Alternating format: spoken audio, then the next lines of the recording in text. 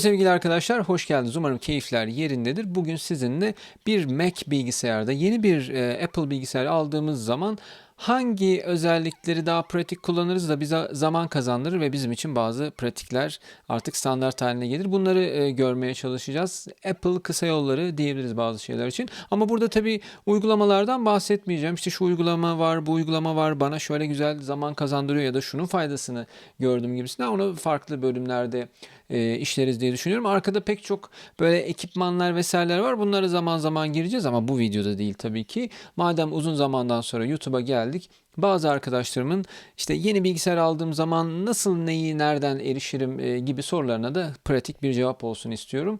Ondan sonra zaten her hafta videolarımıza ara ara da belki daha da fazla birden fazla olabilir. Videolarımıza geri döneceğiz ve paylaşmaya devam edeceğiz. Lütfen desteğinizi bekliyorum. Beğenme, paylaşma, alta yorum yazma, iyi ya da kötü fikirlerinizi belirtme benim için çok önemli. Paylaştıklarınızla ben de çok bilgi ediniyorum. Benim için de çok kıymetli çünkü yazdıklarınız. Şimdi biraz detaylara geçelim.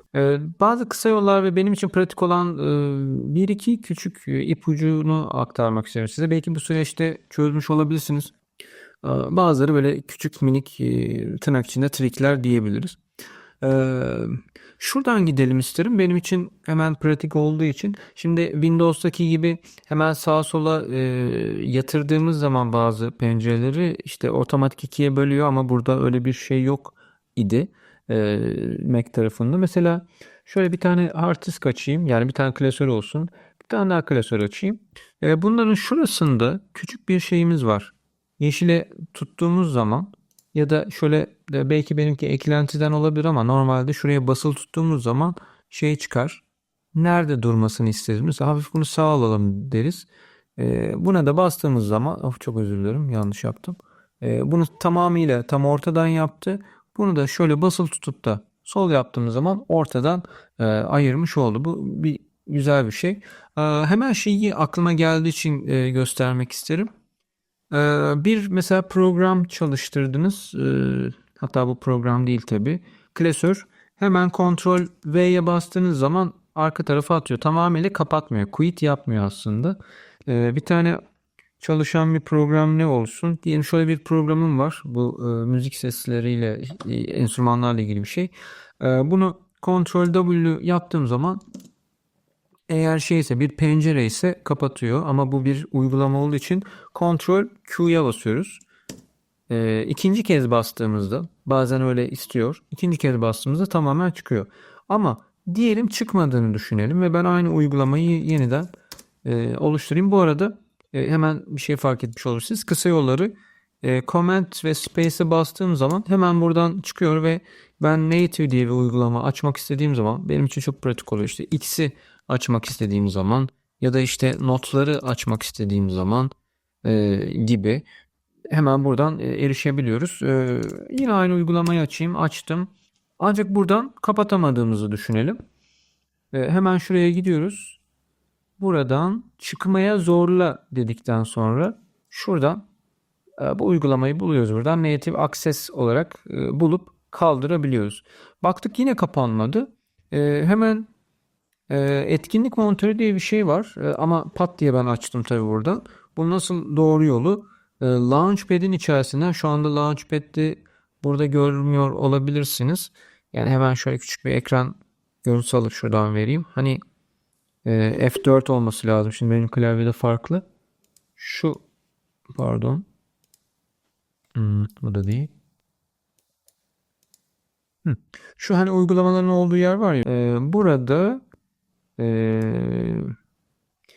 etkinlik yani et yazdığınız an hemen çıkar ya da şuradan yine aynı şekilde etkinlik yazdığınız zaman monitör çıkar. Burası diyelim o kapatmak istediğiniz uygulamaya bakıyorsunuz. Diyelim yine bulamadık. Native yazdığımızda native'i bulup buradan force quit yaparak çıkabiliyoruz.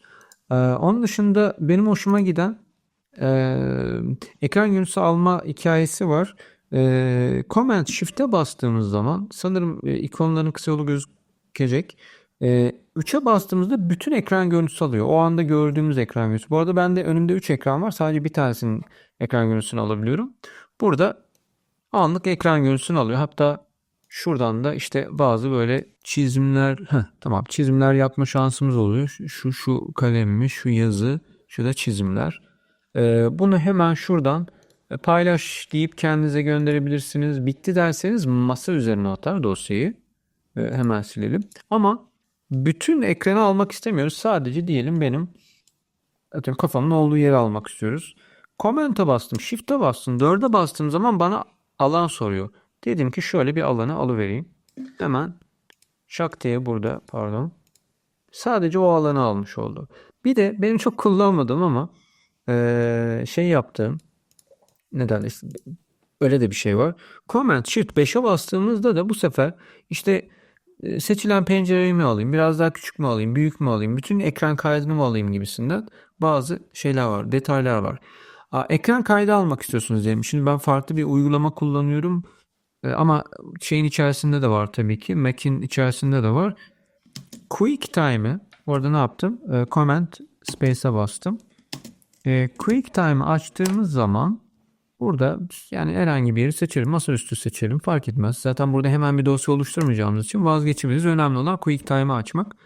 Burada ses kaydederseniz mikrofonu, ekran kaydederseniz az önceki Command Shift 5'teki alan çıkıyor. Dedik ki bütün alanın e, videosunu çekeceğiz. Buradan işte mikrofonu nereden alsın, görüntü nereden alsın ve kaydettikten sonra nereye atsın gibi minik kısa yollarımız var. Onun dışında eee, ha, bazı uygulamaları kurarken şimdi tabii öyle bir risk içeren, yani risk demeyelim de Apple Store'un kendi içerisinde olmayan uygulamalarda şöyle bir şey oluyor. Hemen onu göstermeye çalışayım. Ayarları bastığımız zaman şuradan gizlilik ve güvenlikte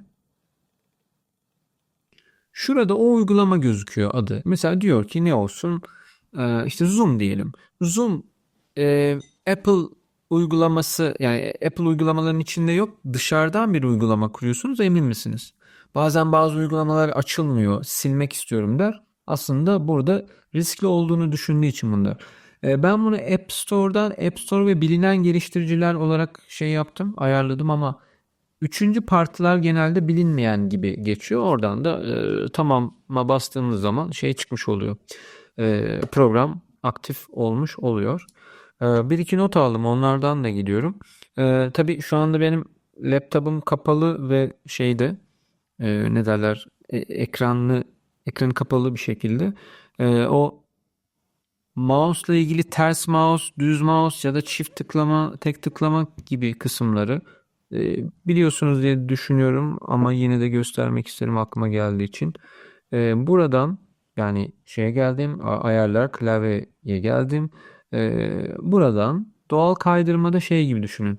Tablette yukarı itince yukarı gider ya, ama burada yukarı gidince sayfa aşağı iniyor. Onun tam tersini ayarlamak için bir hikaye. Onun dışında aldığım notlarda eee, hızlı aramayı yaptık. Ben açıkçası şunu dediğim gibi şeyi çok kullanıyorum. Yani mesela ne açacağım orada? Hesap makinesi. Hemen hesap makinesi. Çünkü her şeyi alt bara koymuyorum. Burada benim için pratik oluyor. Buradan da kapattığım zaman gidiyor. Bu arada siz bazı programları çalıştırırken ya da işte ekran görüntüsü paylaşıyorsunuzdur ama şeyler çıkmasını isterseniz alttaki ikonlar vesaireler. Eee, Command Shift D değil. Karıştırdım. Command Option, yani Command'in solundaki Option ve D. Ya bastığım zaman bakın alttaki kayboldu. Mouse'umla aşağıya geldiğim zaman tabii ki geliyor ama yine de kayboluyor. Bu çok benim istediğim şey değil. Yine Command Options D'ye bastığım zaman tekrar buradan gelmiş oluyor. Bu arada enteresan, bence keyifli bir şey göstereceğim. Aslında benim masa üzerim bu kadar düzenli değil. Ben çoğu zaman da gizliyorum ama normalde şöyle bir durum var. Bizim ve sizin de son güncellemenizde var bu. Belge gruplarını kullan diye bir şey var. Şimdi boşa çıkartacağım ve masa üstünü göreceğiz. Aslında masa üstünde bir dünya burada şey var. Ne derler?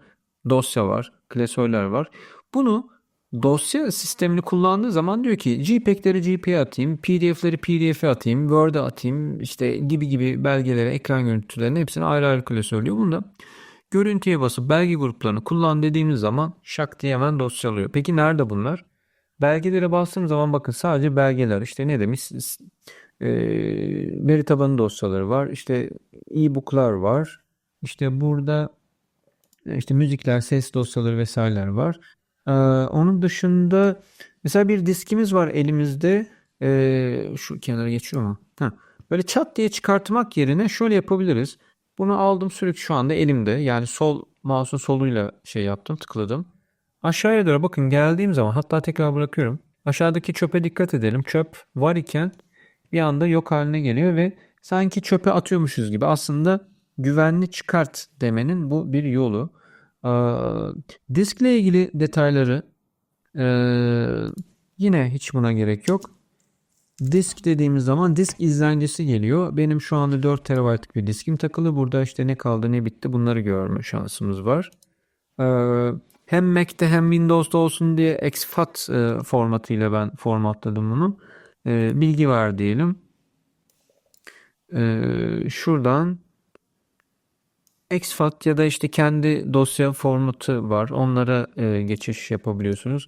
Eğer özür dilerim. Eğer sil derseniz de burada hangi APFS hızlı bir format. Apple sistemi silinenler çok kolay geri gelmiyor. Hatta neredeyse hiç geri gelme imkanı yok ama bir Windows'a takacağınız zaman diski görmez. Çünkü sadece Mac formatı olduğu için onu anlatmak isterim. Bir program kuracağınız zaman direkt şey yok. Çoğu zaman böyle program kur ilerle next gibi seçenekler olmayabiliyor. Direkt sürükle bırak mantığıyla kuruluyor ve aynı zamanda da sürükle bırak mantığıyla da kaldırılabiliyor. Örneğin zoom kaldırmak istiyorum. Hemen geldim zoom'un üzerine geldim. Şöyle yaparsam hızlıca gidebiliyorum. Finder'da göster dedim. Finder yani program files'ın pardon içerisi bu. Özür dilerim. Bunu aldım tuttum yine. Aldım buraya attım. Şifremi gireceğim. Girdim. Şeyi kaldırdı. Zoom'u kaldırdı. Geri gelir miydi? Command Z'ye bastım. Henüz çünkü diskten silmedim. Çöpten silmedim. Tekrar şifreme girdim. Bastığımızda çalışıyor mu? Çalışıyor. Yani aslında çöpten de temizlersek tamamen kaldırılmış oluyor gibi düşünebiliriz. Ee, Onun dışında şey göstermek isterim. Mesela bir disk, bir klasör açtık. Bu klasörde özür dilerim, yol çubuğunu gizle diye bir şey var. Bakın şurada şimdi ben mesela Mixdown diye bir çıktı aldım. Bir ses dosyası var. Bunun ya hangi klasörün içinde hangi yolun üzerinde bunu göremediğim için hemen şuradan görüntü yol çubuğunu göster. Command Option P imiş kısa yolu. Command Option P. Bakın geliyor gidiyor. Benim için iyi. Niye? Çünkü ben buradan herhangi bir dosya gördüğüm zaman mesela bunun da içine tıkladım. Bunun da içine tıkladım. Dedim ki bu fontların içindeymiş. Nerede? Ta iCloud Drive'a kadar geri şeyi görme şansım olabiliyor. Onun dışında aklıma gelen ekran görüntülerini aldım. Yani şöyle olabilir. Ara ara tabii son zamanlarda son güncellemeden sonra sık sık böyle minik güncellemeler geliyor. Ayarları geldiğimizde, genele geldiğimizde, yazılım güncellemesine geldiğiniz zaman şimdi ben beta kullanıcısıyım. Beta developer sınıfında olduğum için böyle her minik betayı da yüklüyor ama tabii ki işte ya batarya ısıtıyor ya bazı riskleri olabiliyor. Sizde bu gözükmeyebilir. Yani sizdeki gözükecek hali muhtemelen şöyle gözükecek. Bitti diyelim. Otomatik güncellemeler de ne var? Bu gözükecek. Altta varsa gözükecek ve onayladığınız zaman, şifrenizi girdiğiniz zaman kurmuş olacaksınız. Şu güzel. Birkaç tane ben uygulama açmak isterim. Mesela bunu açayım, bunu açayım. Şunu açayım. Başka mesela Home Assistant açayım. Şimdi birkaç tane uygulama çıktı karşımıza ve tabii ki ardı ardına gözükecek. Burada Alt ve taba bastığımızda bu şey gibi, Windows tarafında olduğu gibi, alt dediğim yani Command ve taba bastığımız zaman burada programlar arasında gidip gelme şansım var. İşte geldim, dedim ki VLC Player'ı açayım dedim. Ve VLC Player zaten burada açıktı. Eğer içerisinde bir video olsaydı oynatacaktı zaten onu. Ve ben buradan tabii çıkmam için Command Q'ya bastım, çıktı. Burada Command Q'ya bastım, çıktı. Bu yüklensin. Şimdi hemen çıkmıyor. Bakın kum saati gibi akıyor. Onun dışında hemen bakıyorum. Ee, Delete direkt olmayabiliyor. Eğer özellikle bir klavyeniz yok ise, yani bazı klavyelerde var ama yani ben şu atıyorum bir tane klasöre tıklayayım, ben bunu delete dediğim zaman bir anlamı olmayabiliyor. Bunu sağ tıklayıp çöpe taşı demem gerekiyor. Öyle düşünebiliriz. Direkt Mac'in içerisine bir Windows emülatörü kurmakla ilgili bir şey anlatmayayım isterseniz. Yani o hem biraz karışık olur hem de zaten yani Mac varken içeriye Windows kurma gerekliliği olmaz diye düşünüyorum açıkçası. Hemen şunu da şöyle kapatayım. Onun dışında şöyle bir hemen hızlıca bakıyorum. Ee, başka ne? Ha, şu fena bir özellik değil sanki. Mesela diyelim kitaplık. İşte bunu aldık, bu klasörü. Bir yere götüreceğiz. Mesela kullanıcıların içine götüreceğiz. Şöyle üzerine doğru tuttuğum zaman hemen o klasör açılıyor. O güzel bir şey, özellik. Ee, onun dışında ha şu güzel. Şimdi anlattıkça yerine geliyor aklıma. Finder ayarlara geldiğimiz zaman şöyle yapalım. Kenar çubuğunda, yani nereden bahsediyorum? Şuradan bahsediyorum. Tabii benim burada başka attığım kendim için kısa yollar var ama işte mesela bakın sağ tarafta AirDrop ortadan kalkıyor. Uygulamalar klasörü ortadan kalkıyor. İndirilenler, işte Mac'imde filmler, müzikler gibi. Ee, ve şöyle iCloud kısmında da masa üstünü açtım.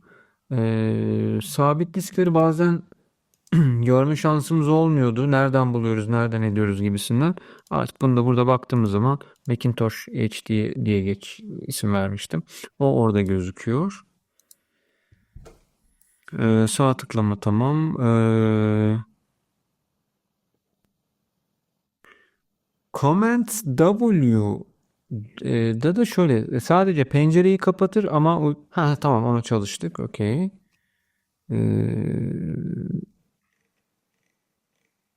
Şey kısmında ses kartınız profesyonel bir ses kartı olduğu için benim de öyle. Mesela sesi kısmak açmak istediğim zaman klavyemin üzerinden bunu yapamıyorum. Tabii ki ses kartının üzerinden yapma gerekiyor.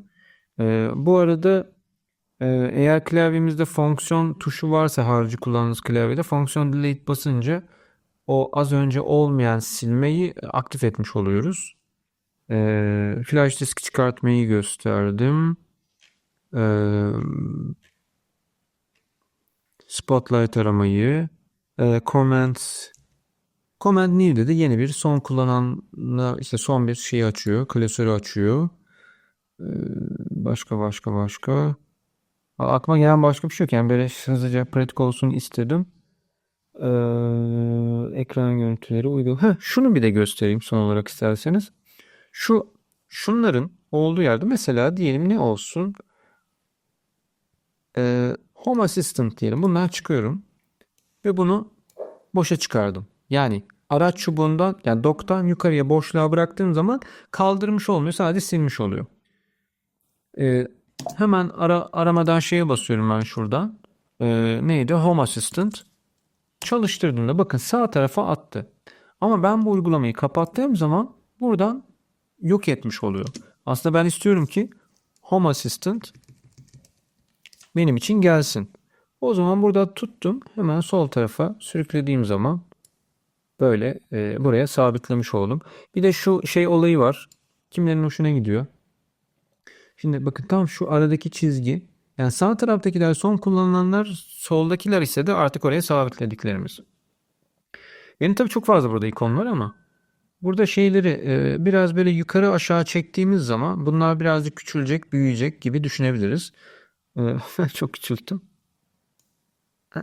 Tamam.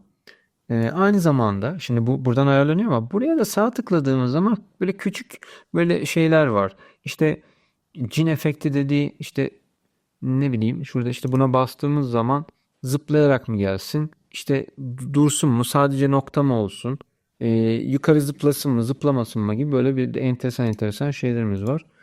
Ayarlar var. Burada da dokun üzerindeki büyüklüğü küçüklüğü o yandan sürüklediğimiz gibi buradan da yapabiliriz. Bir de uygulamayı çalış üzerine geldiğimiz zaman bakın mesela en küçük diyeyim şöyle. Bakın şu anda hiçbir hareket olmadı. Ama ben bunu büyük yaptığım zaman biraz daha böyle farkındalığı şey yapmış oldu, artmış oldu diyebilirim.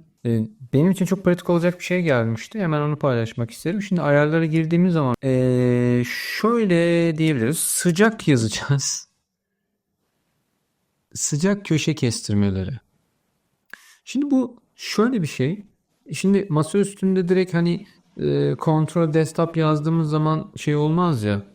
Yani Windows tarafında masa üstüne geçer ama burada Command H'ye bastığımızda hata iğnesine bastığımızda her şeyi gizliyor. Ama ben hemen masa üstüne erişmem lazım. Onun için ne yapmam lazım? Aslında burada masada boş bir yere tıklamam lazım. Evet, o zaman erişiyorum. Ama pencereler daha büyük olsa boşluğu bulmam zor olabiliyor. Ben şöyle bir şey şimdi sıfırlamıştım, göstereceğim. Ben burayı masaüstü yapıyorum. Diyelim burayı da ne yapayım? Burayı da uygulama pencereleri yapayım. Buraları da ne olsun? Hız not varmış burada. Ee, Mission Control olsun. Yani hepsi farklı bir şey olsun. Şimdi ne olmuş oldu? Benim burada mesela bir klasörüm var, bir şeylerim var ve birazcık da büyükçe yer kaplıyor. İşte herhangi bir yere tıklayamayacağımı düşünelim. Ben hemen mouse'u şöyle yukarıya doğru götürdüğüm zaman otomatikman masa üstüne erişmiş oluyorum. Ee, Sağ alta götüreceğim. Küçük bir hemen not defterim çıktı burada. Hızlıca not almak için. Sol üste çıkalım. Tabii ben iki ekran olduğu için öbür ekranın sol üstüne çıkacağım. O zaman bütün pencereler bizim önümüze gelmiş oldu. Yani ne kadar açık şey varsa. Sol alta iniyorum. Pencereler geldi. Ama burada şunu çok daha iyi anlayabiliriz sanırım. Mesela 2-3 tane uygulama açayım. Şöyle yine. Tamam. Şöyle yapalım, şöyle yapalım. Tamam. Sol üste çıkıyorum. En son pencereyi açtı. Sol alta iniyorum. Bütün pencereleri ayırmış oldu. Aynı zamanda onun galiba kısa yolu yanlış hatırlamıyorsam şeydi. Kontrol aşağı ok. Evet, kontrol yukarı ok. Kontrole bastım, yukarı oka bastım. Tabii en soldaki tuş kontrol ve yukarı ok, yine pencerelere erişmiş oldum ama ben şu anda mesela direkt masa üzerine erişip bir tane klasöre gideceğim. Aradaki boşluğu hiç seçmeme gerek yok. Şöyle sağ üstte sürükledim. Hemen not mu alacağım? Şak aşağıya sürükledim. Buradan şeylerim geldi. Notum geldi buradan. Böyle hemen bunu da göstermek istedim. Bunu da size şimdi hemen convert edip yapıyorum, yüklüyorum. Görüşmek üzere, saygılar. Tekrar merhaba. Olabildiğince kısa tutmaya çalıştım çünkü çok fazla kullandıkça aslında pratiğini kazandığımız veya şu da olsaydı bu da olsaydı dediğimiz pek çok şey var. Hatta bazı bölümleri son anda aklıma gelip tekrar ekledim. Tabii videoda tek halde veriyorum size. Yine aklıma böyle pratik bilgiler gelse tabii ki sizinle memnuniyetle paylaşmak isterim. Daha sonra paylaşmak istediğim pek çok şey var. Çünkü çok heyecanlıyım. Tekrar 2 sene sonra YouTube'a dönmüş oldum. Şimdilik benden bu kadar. Kendinize çok iyi bakın. Görüşmek üzere bir sonraki videoda. Ben de bilmiyorum. Bakalım neler paylaşacağız. Hoşça kalın.